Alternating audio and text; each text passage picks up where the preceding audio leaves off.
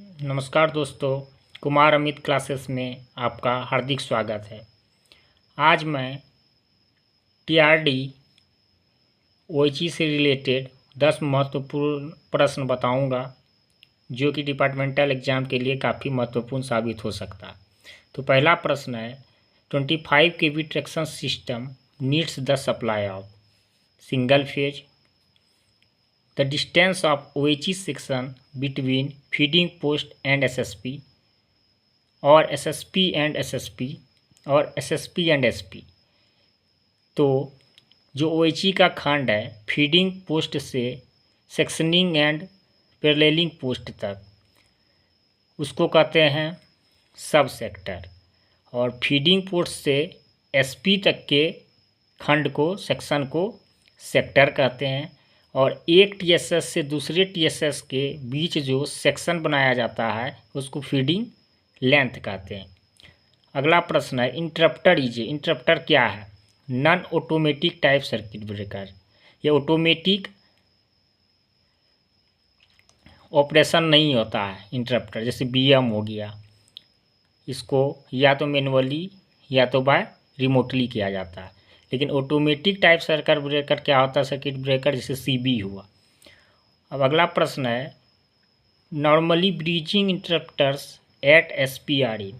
SP में जो bridging interrupter लगाया जाता है वह नॉर्मली ओपन पोजीशन में रहता है।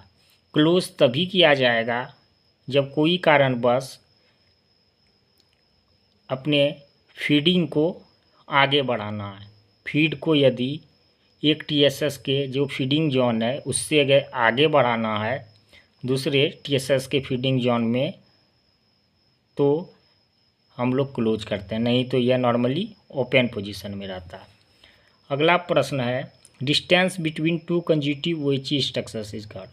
दो OHE स्ट्रक्चर जो होता है मास्ट, उसके बीच के दूरी को स्पैन लेंथ कहते हैं। Standard span length in regulated AC traction is. AC traction में जो स्टैंडर्ड स्पैन लेंथ होता है वो होता है जो 4.5 से डिविजिबल हो जाएगा। तो देख लेंगे 55 4.5 से डिविजिबल है कि नहीं है, 57.5 4.5 से डिविजिबल है कि नहीं है, 61 मीटर जो है 4.5 से डिविजिबल है कि नहीं है। इसमें सिर्फ एक ही ऑप्शन 4.5 से डिविजिबल है, और हम लोगों को पता है कि 4.5 से जो भी डिविजिबल होगा वो स्टैंडर्ड स्पैन लेंथ कहलाता है। तो इसका ऑप्शन C करेक्ट है। अगला क्वेश्चन देखेंगे difference between two consecutive span length should not be more than. दो लगातार जो स्पैन लेंथ रहेगा उसके बीच की दूरी का डिफरेंस 18 मीटर से ज़्यादा नहीं होना चाहिए। जैसे एक 54 मीटर का स्पैन लेंथ है पहला, एक मास्ट से दूसरे मास्ट के बीच यदि 54 मीटर का डिस्टेंस है तो अगला हम लोग 72 रख सकते हैं, क्योंकि इस दोनों के बीच 18 का ही डिफरेंस है। इससे यदि ज़्यादा, जैसे ये 49.5 रख दिए, अगला लगा दिए 72 मीटर पे, तो ये रॉन्ग हो जाएगा क्योंकि इन दोनों का डिफरेंस 18 से ज़्यादा हो रहा है। तो इस तरह का यूज OHE सिस्टम में नहीं करते हैं स्पैन लेंथ के लिए। Distance between one anchoring end to other anchoring end of OHE conductors is called.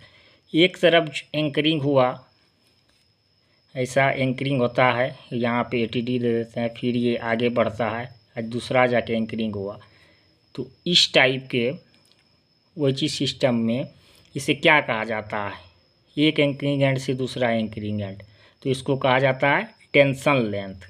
इसका उत्तर ए सही होगा। इन AC traction normal encumbrance eight support is.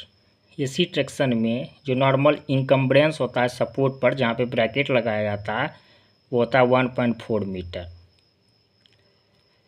In AC traction the axial distance between catenary and contact wire in vertical plane at mid span should not be less then.